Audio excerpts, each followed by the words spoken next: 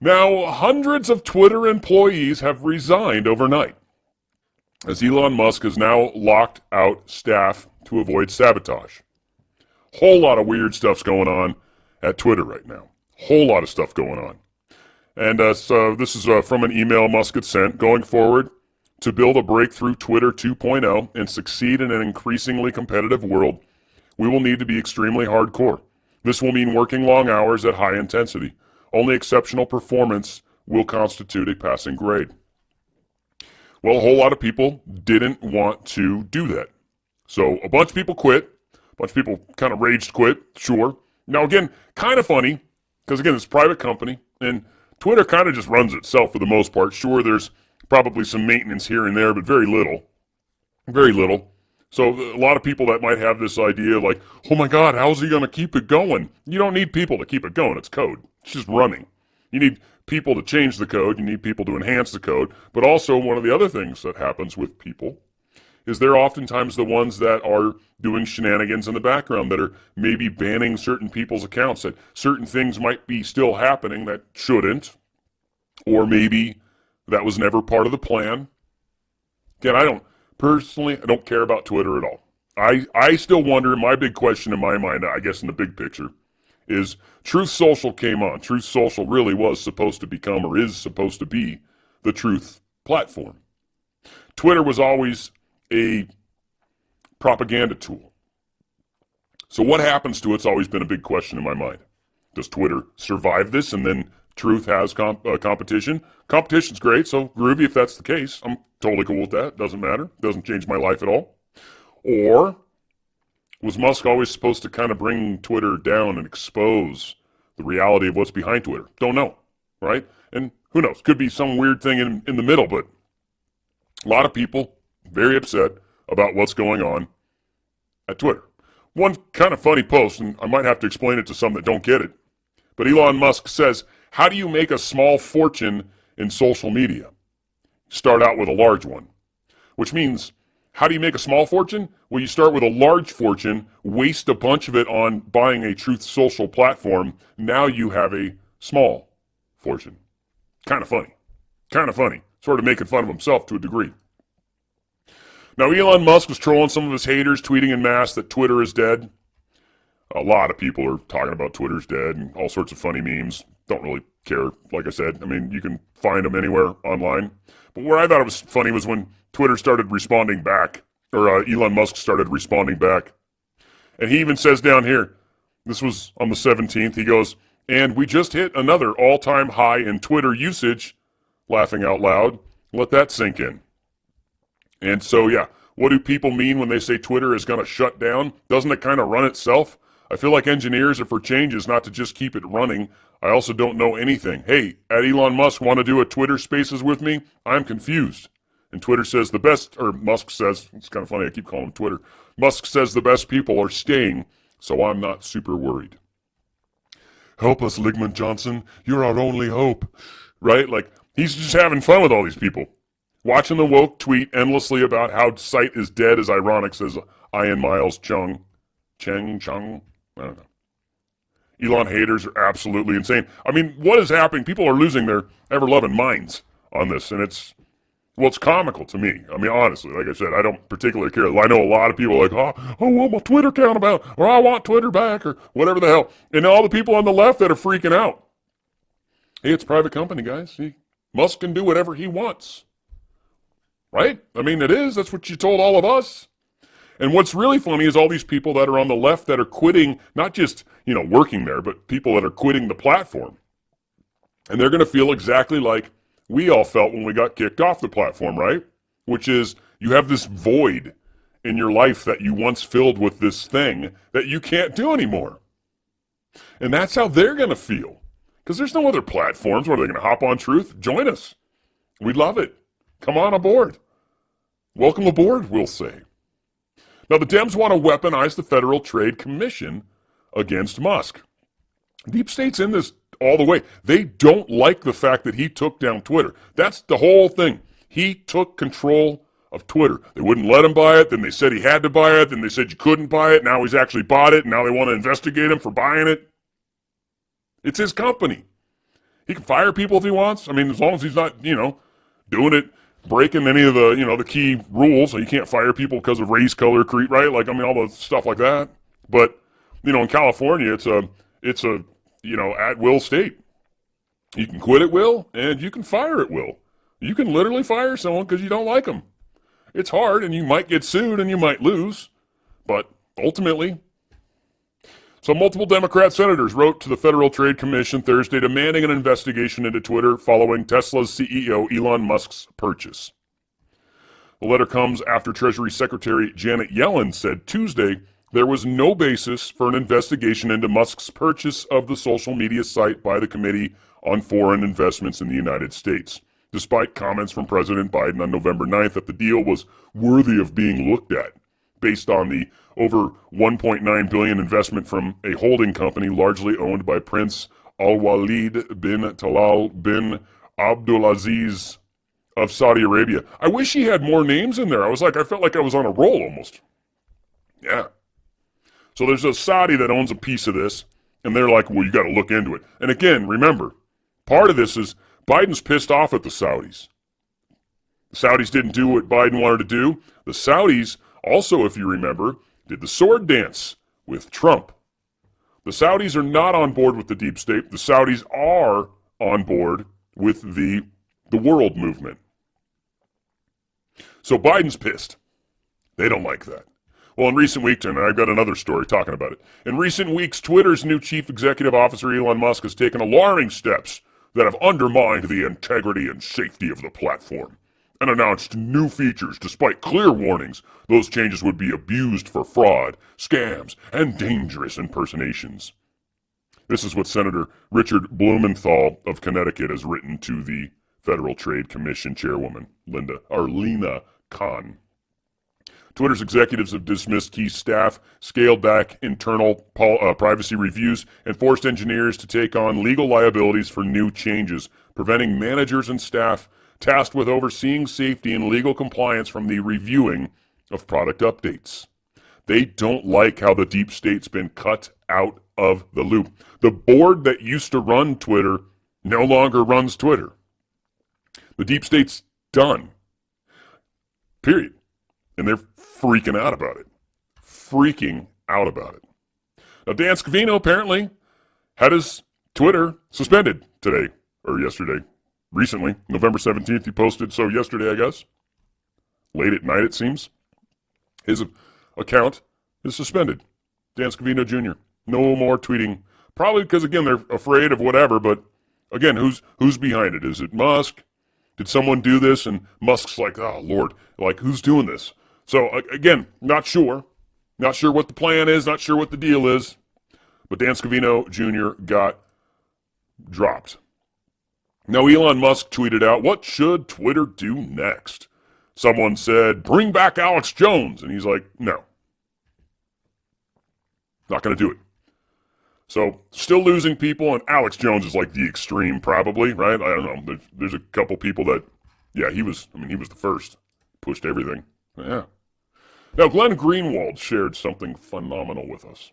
U.S. funding for war in Ukraine in 9 months. March, $13.6 billion. May, $40 billion. November, $37.7 billion. Biden's new request, that is $91.3 billion, is 33% more than Russia's total military spending for the year. It's double the U.S. average annual expenditure for its own war in Afghanistan. And we also know they're laundering that money, aren't they? Now, Marjorie Taylor Greene, I think, is the one that initiated this bill. We're going to give her credit for it at the moment because she signed her name to it, and I believe this is what moves forward. But we've got, I think, Doug Massey, or Massey's his last name, also, but we're going to give him credit in a second. Hang tight. But this part's cool. Today, I'm introducing a House resolution. This is going to inquire, requesting the President and directing the Secretary of Defense and Secretary of State to transmit, respectively, certain documents to the House of Representatives relating to congressionally appropriated funds to the nation of Ukraine from January 20th, 2021 to November 15th, 2022. Basically, I'm demanding an audit of all United States taxpayer dollars that have been given in any form to Ukraine. We aren't defending our nation's border. We want to understand how Americans' tax dollars are defending another nation's border. So here's what it looks like. This is the resolution. In order to introduce a resolution as a member of Congress, we have to have this form filled. I have to sign the top right-hand corner, and then I'll go into the House chamber and I will submit this and ask for a number. And they'll give me a number assigned to the House resolution so that it goes up on our government website and anyone can pull it up and look at it. So I'll sign it right here. And then it's ready to go. There you go. It's just that easy, apparently. And she's done that. So that's fantastic. Also, was it Thomas Massie? He's been one of the most prominent fiscal hawks in the House of Representatives since his tenure began. He is part of the influential House Committee on Oversight and Reform. And he's also asking or saying, demanding that we need to have, like, basically no more money until we actually have an audit, that an inspector general goes in there and looks at what the heck is going on. Now, the deep state's freaked out. The deep state literally cannot allow control of the Congress to not be in their hands. It can't, because it knows we're going to investigate. And what's also awesome at this point is the Republicans aren't going to play nice anymore. This whole, hey, it's not, you shouldn't have to look into people like that. You shouldn't be able to just, willy-nilly call people in to investigate. They've put how many people in jail? They've broken every single rule. We're going to just treat them exactly how they treated us. And that freaks them out because they realize they've got no leg to stand on. They weaponized the government against its people. We're now going to weaponize the government against them. And they know it. And they're not going to be able to fight it because their people, them, the deep state's people, are going to come before Congress. And if they lie, they go to jail, don't they? It's going to be interesting to see how the next month and a half plays out. It really is. Now, former U.S. Treasury Secretary dismissed oil price cap idea with Russian. It's a stupid idea. First off, it's kind of funny how you would try to cap. It's one thing to cap your own market, right? You want to cap gas prices here in the United States, which still is a bad idea, but just saying, if you do that, at least it's your country. You'd be like, well, it's my country. I will jack you on taxes. I will do all sorts of things. But when you do it as a world, or at least as G7, which is only 7 countries, the largest of them, but when it's the 7 countries that are threatening to put a price cap on a world market, that's asinine. Now, that's a big part of what Steve Mnuchin was calling out, basically. It's crazy. Not going to work. It's just, you can't do it. Don't think you could pull it off. Don't think you guys have the power to force everybody to do that. Again, this is the deep state's attempts to do something that they just don't have the power to do anymore. Jim Jordan saying some climate doom imminent if the U.S. doesn't hand over big bucks, says the UN's youth. Again, this comes down to the fact that all of these, it's a COP27 climate crap going on right now. The deep state has lost the ability to milk gobs of money out of the world to do these stupid things. And now they're threatening, but basically, to me, it sounds like climate attacks, basically, because they have to prove their point, right? So their climate doom is imminent if the U.S. doesn't hand over big bucks. Again, just part of the myriad of things they're doing.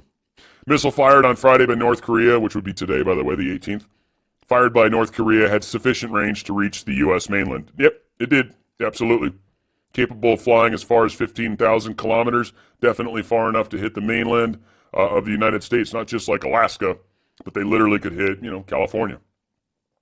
So, yeah, they've got the ability. The tests are happening. The deep state's showing, flexing. This is what we can do. Some of this, of course, coming from China.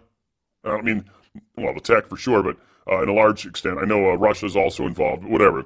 Whole lot of sharing of technology out there. But I think China is behind North Korea's shenanigans in general. And I think this is their kind of little proxy arm. Now we're hearing Paul Ryan's grand vision for a post-Trump GOP. Let's see how you guys like the sound of this, because this is what the deep state wants to do. Former House Speaker Paul Ryan is saying that Donald Trump is over. And it is time for the Republican Party to return to normal. Everybody wants to go back to normal, don't they? It's never happening, folks. There will never be. We will be making a new normal, yes, but the old normal will never be. I think there's still a lot of people that don't really grasp that yet. And I don't mean that in any disrespectful way. I just think a lot of people, if you think we'll kind of get back to some sort of normalcy and you'll be like, I know it'll be different, but it's basically going to be the same, right? No, seriously, I would seriously try to consider that's not where we're at in the history of the world right now. And he continues, and what is his vision for the GOP? Cutting Social Security benefits, literally giving people that get Social Security, giving them less money. That's going to be real popular. He also wants to pitch a crippling carbon tax for global warming. And this is what Paul Ryan wants to do to help make the world, make the United States a better place. I have my best report on him. Foreign central banks continue to dump U.S. treasuries at a record pace. This is concerning. So when you get a treasury bond, essentially you stick them $100 in, and you say, I'll take this out in a year, and they give you like $106 or something. I'm just using easy numbers, right? So you made 6% on that treasury note. Whatever they're supposed to be, it doesn't really matter. But what's happening is we've got a lot, two main countries in particular, that are dumping billions of dollars of bonds. Apparently between Japan and China, they have sold $118 billion of treasury notes. What this does is it dumps $118 billion into the world market. What that does is creates inflation or possibly hyperinflation. This literally has just happened over this last month. I don't know if these numbers have hit yet. I know they just told us, oh no, inflation's coming down. See, look, it's 0.2% lower than it was supposed to be. Well, then this starts to happen. I don't think a lot of people realize we are in a tough place. We were the petrodollar. We aren't anymore. And this is coming out. People are finding ways to offload their dollars. And there's only so many places that dollars can go until there's too many of them. And that's when extreme inflation begins to happen, which is what hyperinflation is. Traders are betting. Millions, in fact. And these are people that know what they're doing. This guy, St. Louis Fed President James Bullard, sparked a slide in risks after he said policymakers should raise interest rates to at least 5% to 5.25% to curb the highest inflation in nearly 40 years. People are expecting that to happen. They're betting on it. Part of it because, again, we've got all these treasuries that are being dumped. Inflation is not done. Normal you and me, when we listen to Biden, no, everything's good. Look at the CPI went down. Oh, that's not reality. That's why I like to warn you guys. That's why I like to say, hey, like we can look at the standard metrics, stock market, perfect day today. But creeping under the surface is this great white inflationary shark. It's going to bite us all in the ass. It is. I'm not trying to be negative. I'm saying this is what has happened. Biden moves to shield Saudi crown prince and journalist killing. This is interesting. Again, he'd been attacking these guys, but now he's had to do a bit of an about face. He's actually told us all that he's giving this dude the, we're not going to go after him. We can't go after him no matter what. He says, I think it's flat out murder, Biden said in 2019. And then he continued, I publicly said at time we should treat it if that way, that there should be consequences relating to how we deal with those that power. Why is it always hard to read his stupid words? Because they never make sense. They're giving him immunity. That's what it comes down to for the shooting of Khashoggi or whatever there it is, Khashoggi, right? That individual that what was he, like a news person or whatever the hell? Journalist? There you go. Ugh, the words are failing me. That being said, yeah, Biden's had to backtrack on it, basically, instead of going after him, which was a promise he made during his running for president. He's now backtracking on many of these things. So yeah, he's coming under fire big time. Now, some bombshell information has just come out. There is claims that the Bahamas government ordered fallen crypto CEO Sam Bankman-Fried to hack the FTX systems and transfer assets to the island nation after he filed for bankruptcy. After he filed for bankruptcy, the Bahamas government says you need to hack those systems and bring the assets here. The Bahamas. Yeah, that's got a kind of funny smell to it, doesn't it? In fact, one thing that was interesting, that Sam Bankman-Fried was allegedly directed by Bahamas to do this. FTX made the bombshell claims in an emergency legal filing in the United States Bankruptcy Court in Delaware on yesterday.